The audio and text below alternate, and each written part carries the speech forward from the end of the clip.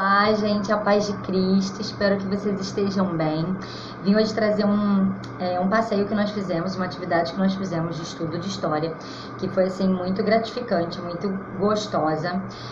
Não só o trabalho ali exposto no museu, tá lindo, mas os profissionais tratam aquilo ali com muito cuidado, com muito carinho. Então é realmente ímpar, um passeio ímpar assim, na vida de vocês. É um divisor na vida da criança e na vida dos adultos também. Eu me senti muito privilegiada de estar ali e aprendendo e revendo algumas matérias também. Os profissionais também têm muito cuidado, muito carinho assim ao lidar com a gente. Então isso também é uma coisa que é bem prazerosa, você saber que seu filho ali, a sua filha está sendo bem tratada e a gente também, né? Então vamos lá. É o Museu da República. O Museu da República, ele é lindo, ele é todo com uma arquitetura antiga da época do Brasil Colônia. Então assim, as escadas são todas trabalhadas nas suas laterais com veludinho, eles colocaram um plástico assim para proteger. Você percebe que é todo em veludo. A parte de baixo da escada assim, da onde segura, é todo em um traçado com de ferro maciço, todo trabalhado com anjos, sabe?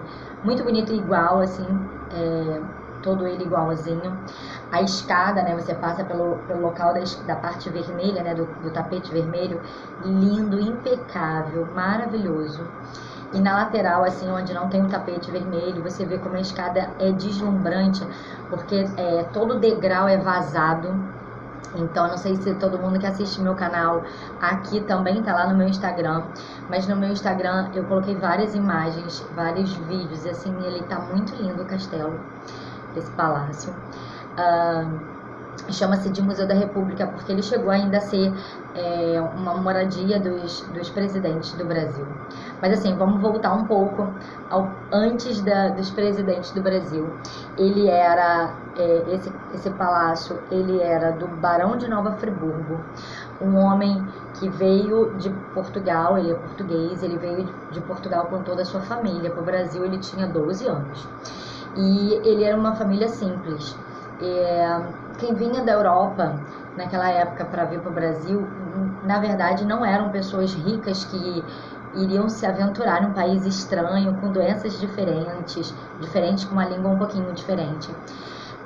Na verdade bem diferente, que na época era o tupi. Então, assim, não era algo prazeroso para uma família com muito poder, com muita posse. Então pessoas simples vinham para tentar a vida, sabia que aqui tinha muita terra e que a terra dava de tudo.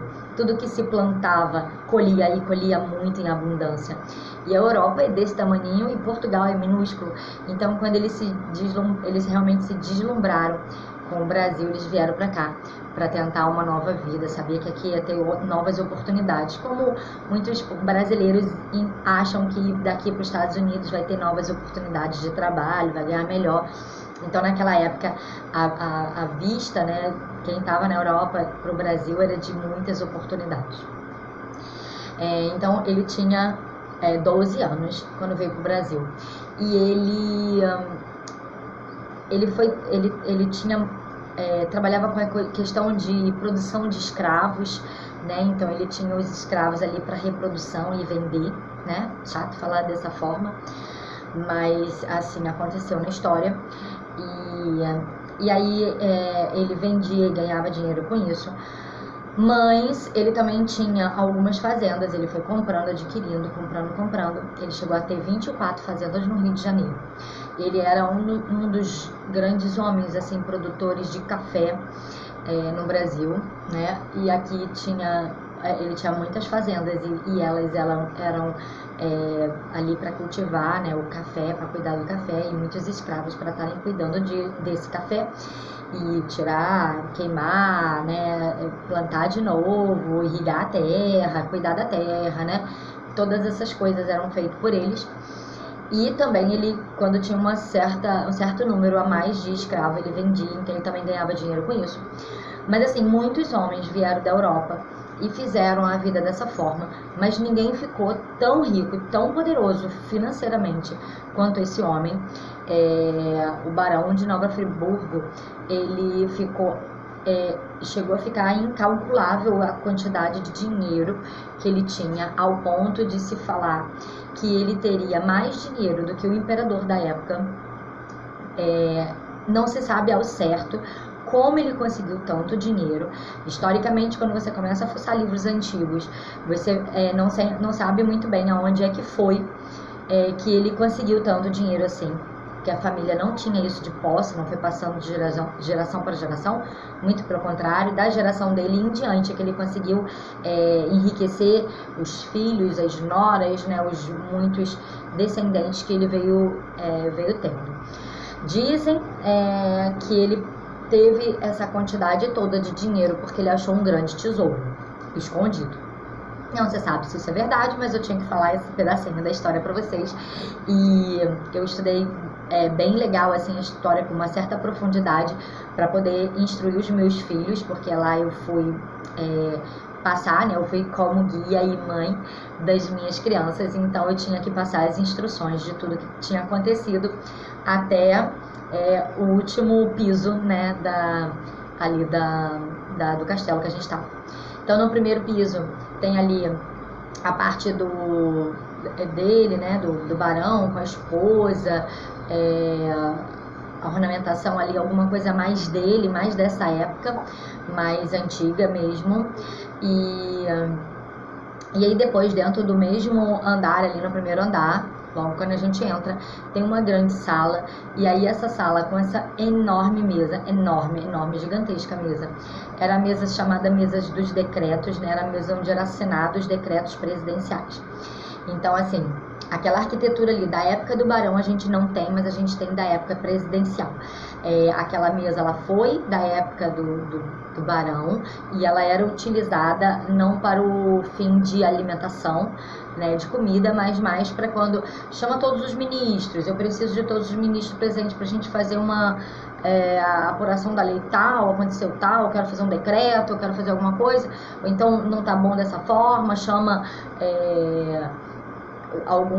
alguma pessoa que você não tem muita intimidade, que você não vai colocar na parte interna mesmo da sua casa, mas ali aquela mesa era uma mesa que se trabalhava esse aspecto assim de muitas pessoas trabalhando em cima de algum, normalmente decreto ou assinaturas de leis, alguma coisa nesse sentido.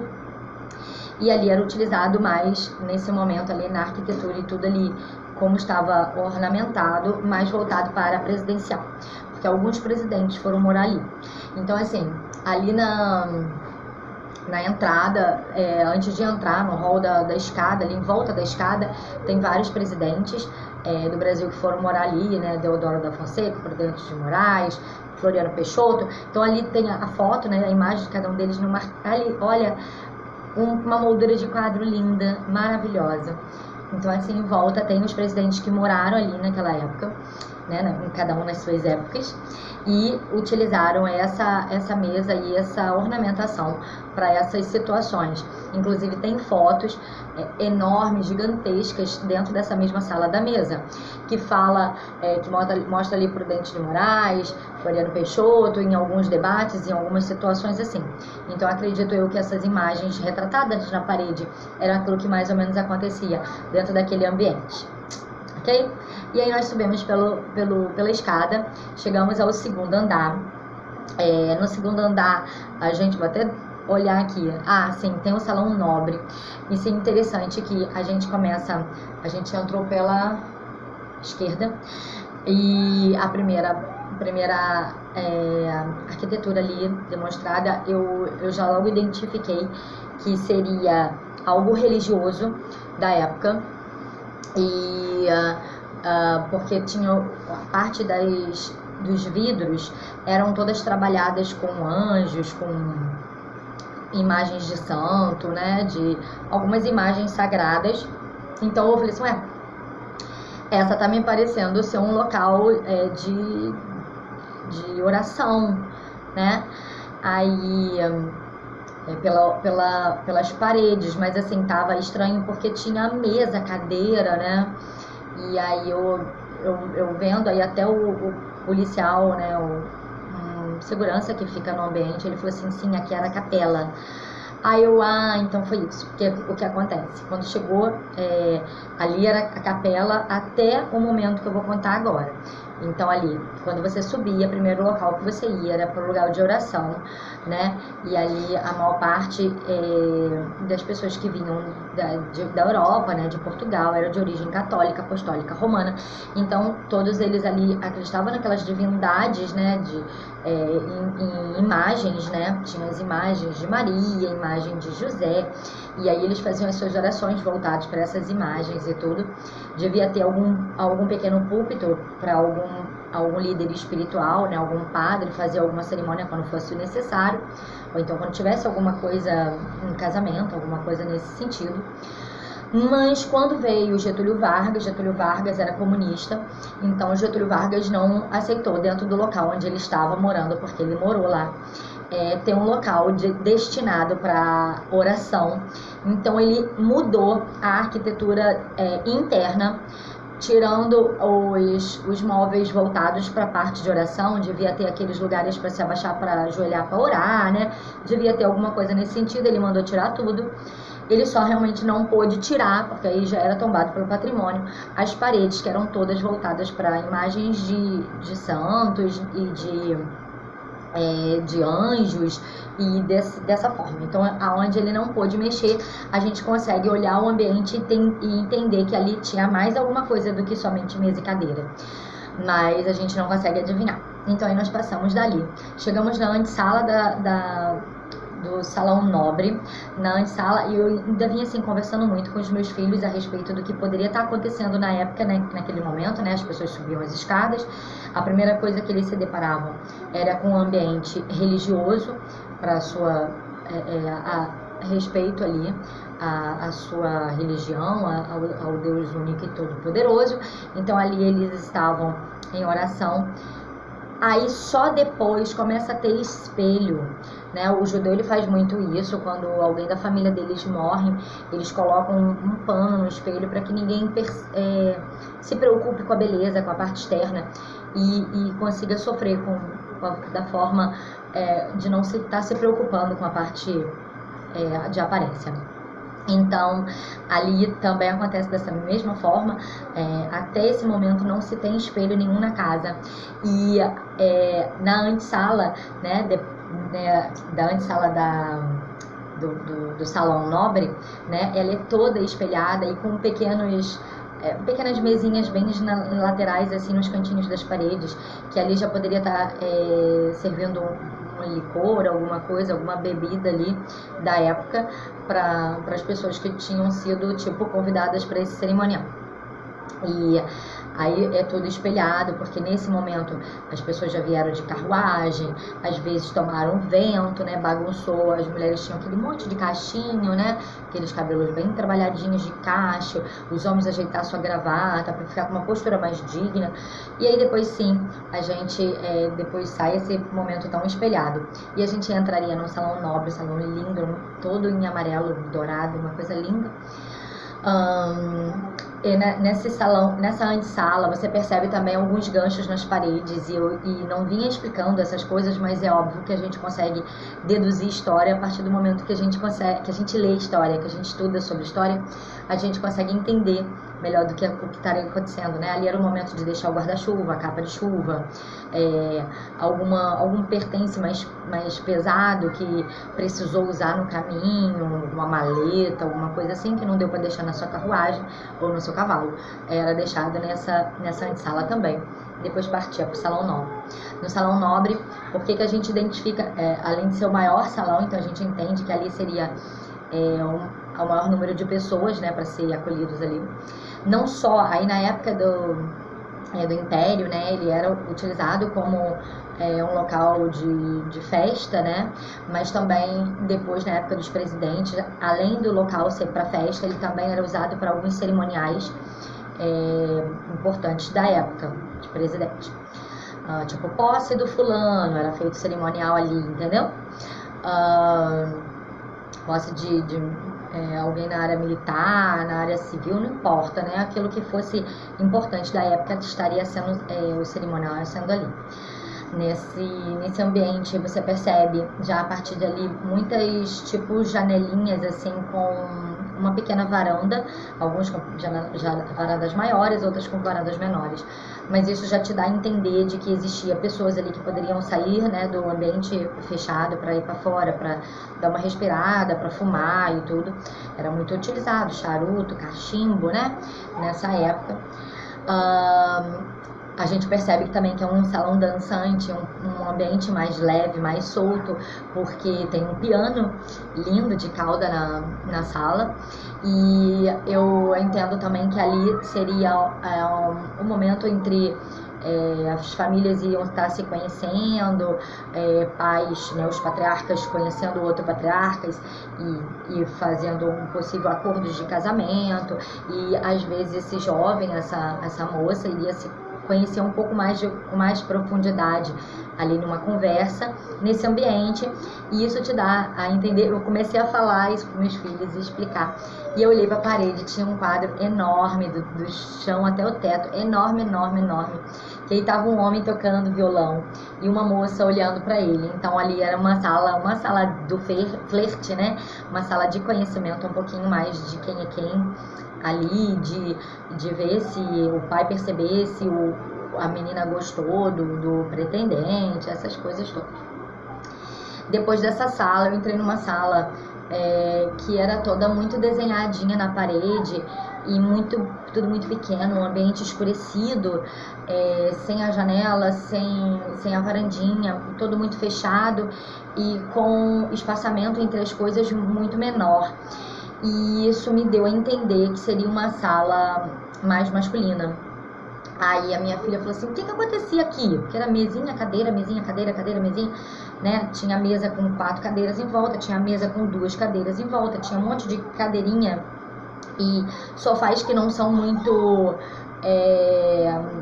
não tem um tamanho muito grande, são todos pequenos, né? Tudo muito pequenininho, sem muito estofado, né? Mais simples.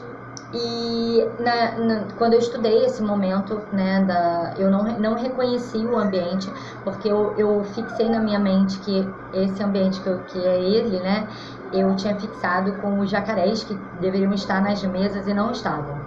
E aí eu olhei e falei assim, não sei que ambiente é esse, eu não estudei, não vi, mas né, eu tava esperando o tal do jacaré que tava lá na minha memória, mas não tava ali, então eu não reconheci. Aí eu falei assim, mas tá me parecendo ser uma sala de jogos. Aí a pessoa que tava na porta falou assim, justamente, esse aqui é o salão de jogos. E aí eu falei assim, mas é um salão de jogos masculino. Ele não tem nenhuma delicadeza no ambiente para demonstrar um ambiente feminino, um ambiente delicado. Ele é bem seco, né?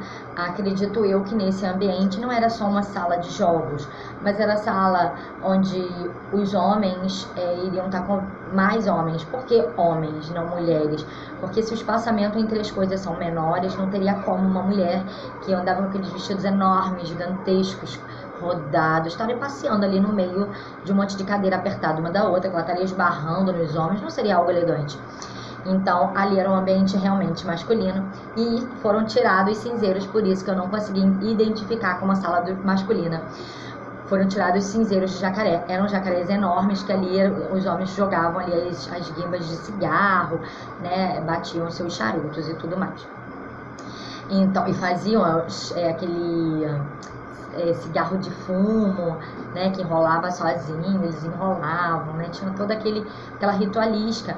E se eu entendesse um pouco mais sobre essa questão, eu saberia até identificar o que é usado, o que não era. Tipo, tem coisa que corta, tem coisa que enrola, né, maquinário específico. De repente tinha até ali dentro das tipo uma cristaleirinha mais delicada e eu não reparei. Mas eu fui falando com ele sobre tudo aquilo que a gente via, e explicando por que seria uma sala masculina, né? Na sala masculina, onde se juntavam homens, era onde tinham-se conversas de homens. Conversas de homens seriam com quem meu filho vai casar, se a sua filha está seguindo a linha certinha, se ela está sendo bem treinada para ser uma boa esposa, ou meu filho está sendo um bom marido, está sendo um bom filho, ele está sendo um trabalhador, ele já trabalha comigo na empresa, ele já trabalha comigo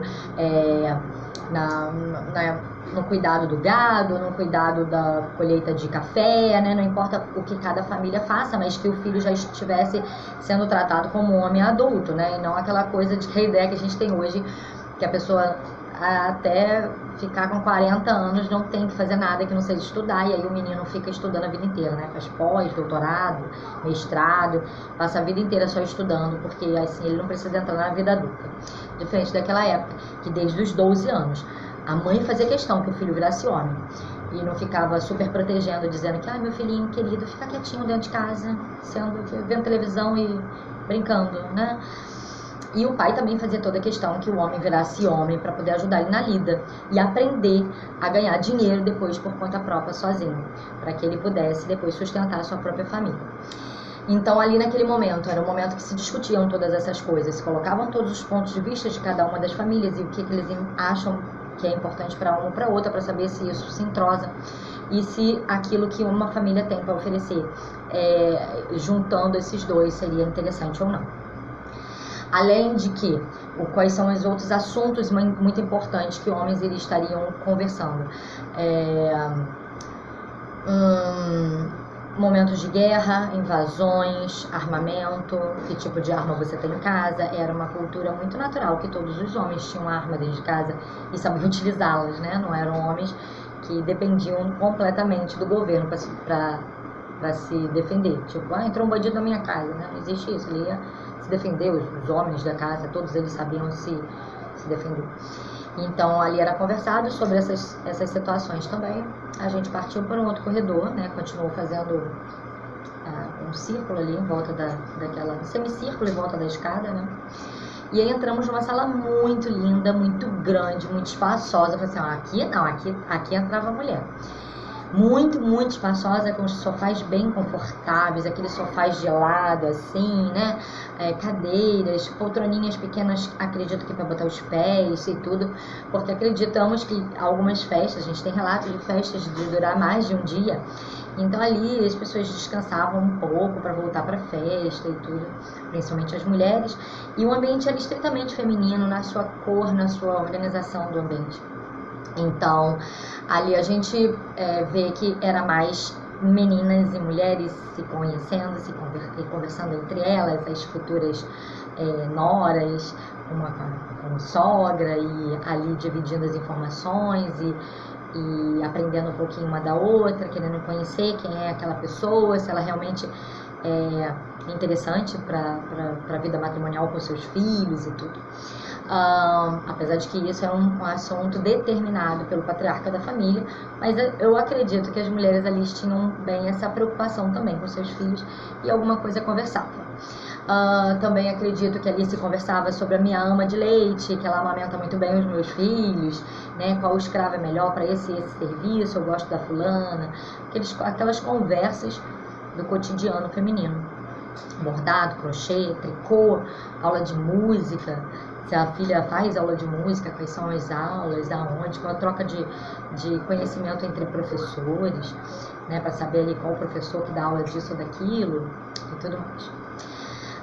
Depois a gente vai, pega uma escada bem pequenininha, aí todas as escadas ali são escadas bem largas e grandonas, mas aí a gente pegou uma escada do tamanho original que a gente tem em casa, né, em casa de 2 andares. E essa escada levava para o terceiro andar. No terceiro andar a gente já sai ali bem na frente do quarto, onde era o quarto de Getúlio Vargas. E uma coisa assim que me deixou assim surpresa é como os armários eram altos, né? A parte do chão não encosta no chão. Ela tinha uns 40 centímetros de altura no armário. Aí Bem, ali é uma arquitetura já não tão antiga, não tão época Brasil Colônia, uma arquitetura, óbvio, lá de 1950, 1940, tentando respeitar um pouco a nobreza ali, né? E tipo, tudo em madeira maciça, tudo muito bonito, muito bem trabalhado. Mas a arquitetura do ambiente é um pouco diferente, você percebe. Aí tinha a cama de Getúlio Vargas, tinha um móvel de gaveta, um gaveteiro pequeno,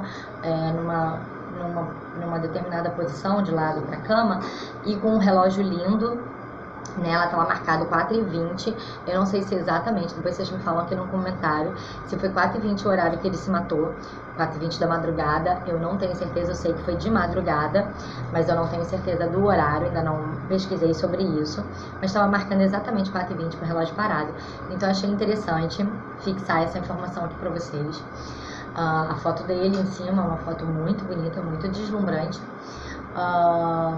A cama dele, uma cama simples, sem muita coisa, mas de madeira maciça e linda, bem alta, dava pra botar bastante bota e botar bastante sapato embaixo da cama, porque na época os sapatos não ficavam dentro dos armários, nem dentro de armários específicos para sapato, todos eles ficavam embaixo da cama. E o armário sendo bem alto, dava para varrer com facilidade.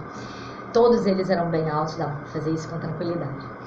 Tinha uma mesinha pequena, redondinha, uma fofura, com 2 poltroninhas pequenas também, uma de frente para outra, talvez para ele fazer um de jejum ou fazer um lanche da noite, não ter que ir até a central, né, do segundo andar, que aí era uma mesa enorme, não sei se eu falei, né, do segundo andar tinha uma outra mesa, que aí realmente era a mesa de refeições, enorme, gigantesca, com uma cristaleira linda, com todas as peças originais da época clássica mesmo, do Brasil Império, com taças lindas, com as garrafas também eram as originais, tudo lindo. Então, para ele fazer ali alguma refeição simples, uma coisa mais rápida ali, então tinha uma mesinha e 2 cadeiras para ele. Tinha esse armário de espelho, né, que é grandão, mais ou menos do tamanho do nosso.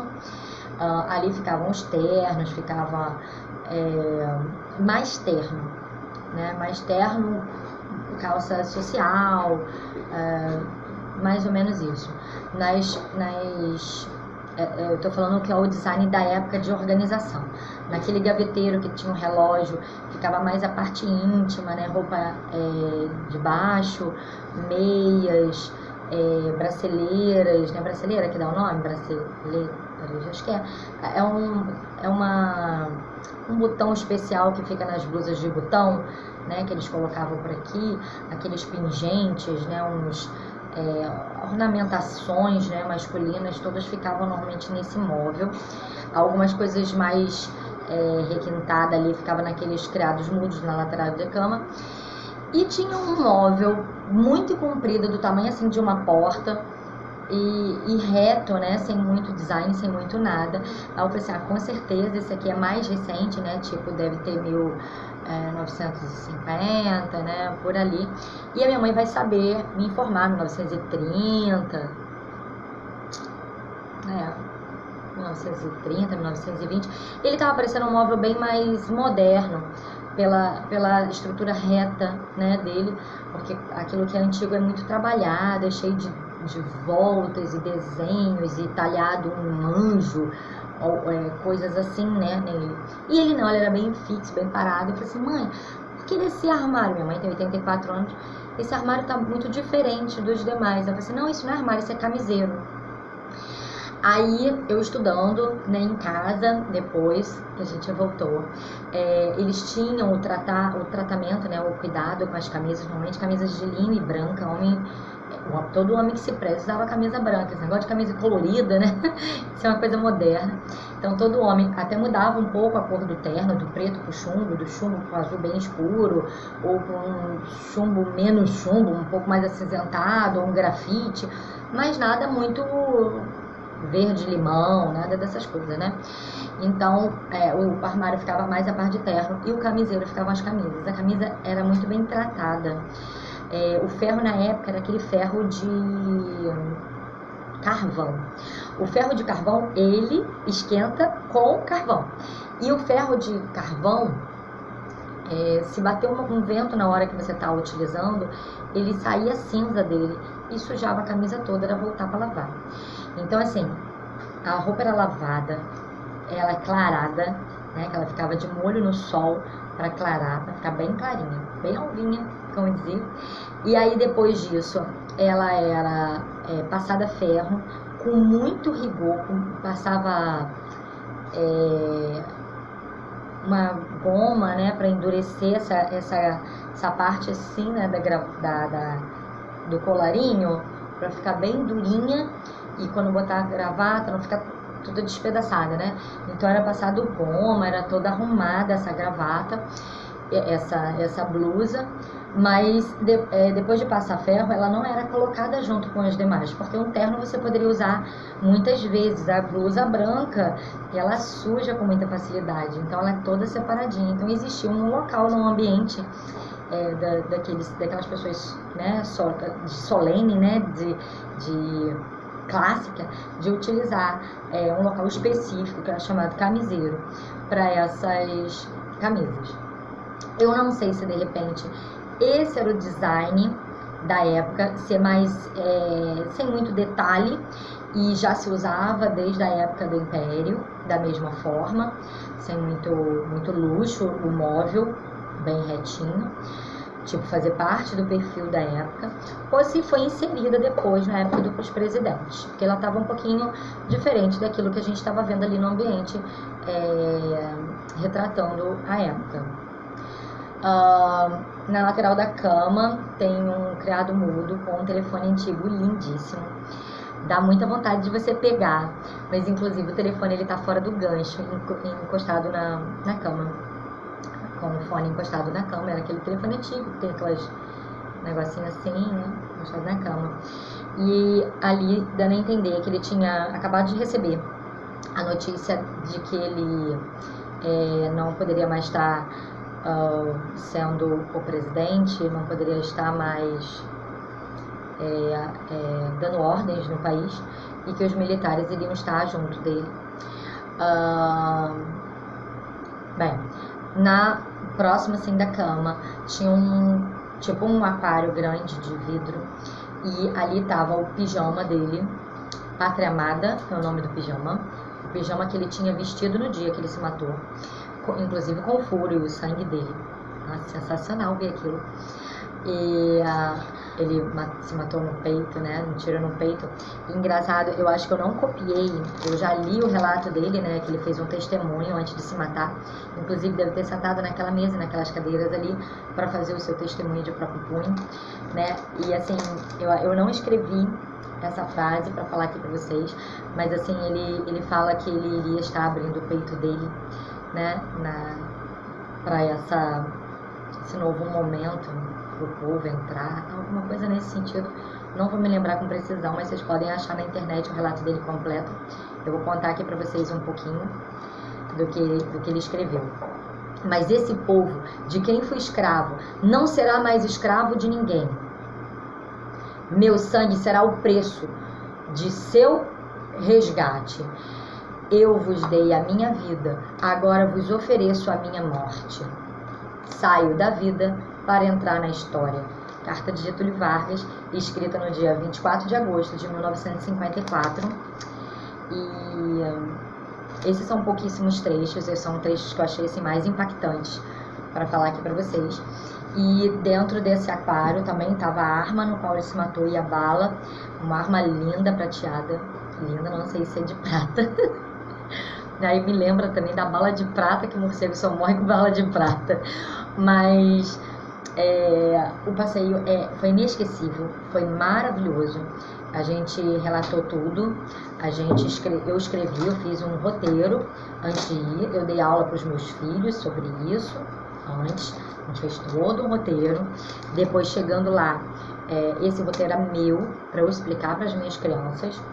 Chegando lá, a minha filha com o meu filho fizeram o roteirinho deles, do que eles estavam vendo. E aí eu vou ler para vocês. Primeiro andar, sala de reunião, sala com as fotos dos presidentes do Brasil, sala com a foto do barão e da sua esposa.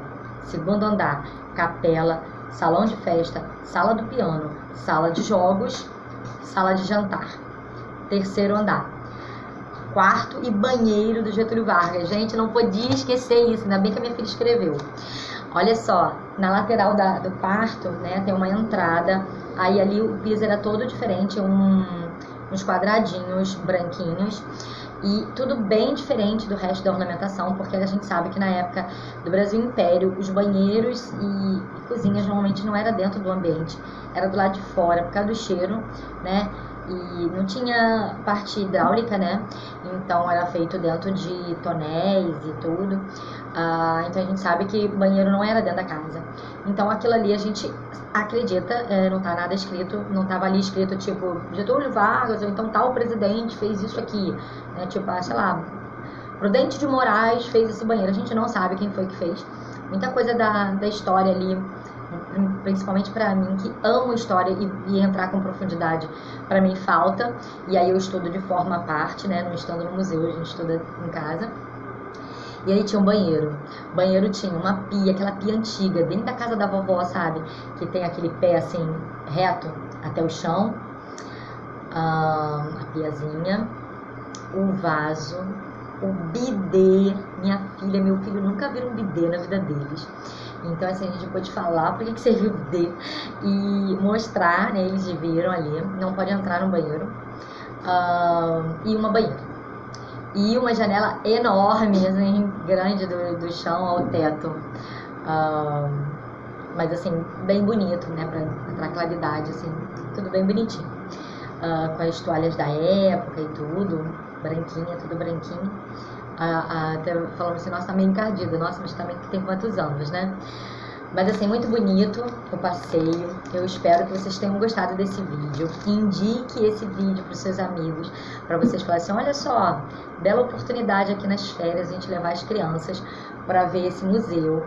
Museu maravilhoso. E aí indica o canal, indica o vídeo para as pessoas verem, porque eu acho que vai ser interessante essa palhinha do tudo que tá lá. E depois tem o jardim, que o jardim é lindo, tem patos, tem ganso, tem lugares legais para tirar foto, pode sentar no chão, fazer piquenique, tem cisne, tem um lago bonito, tem uma gruta também que foi feita para entrar ali, estalactite, né? E isso não é mais quase falado, mas eu mostrei para as minhas crianças, filmei. É feita de forma proposital, não foi pela natureza, mas assim, é legal para mostrar, tá bom? E aí indique aí o canal, se vocês gostaram deixe seu like e um beijo para vocês e fiquem com Deus.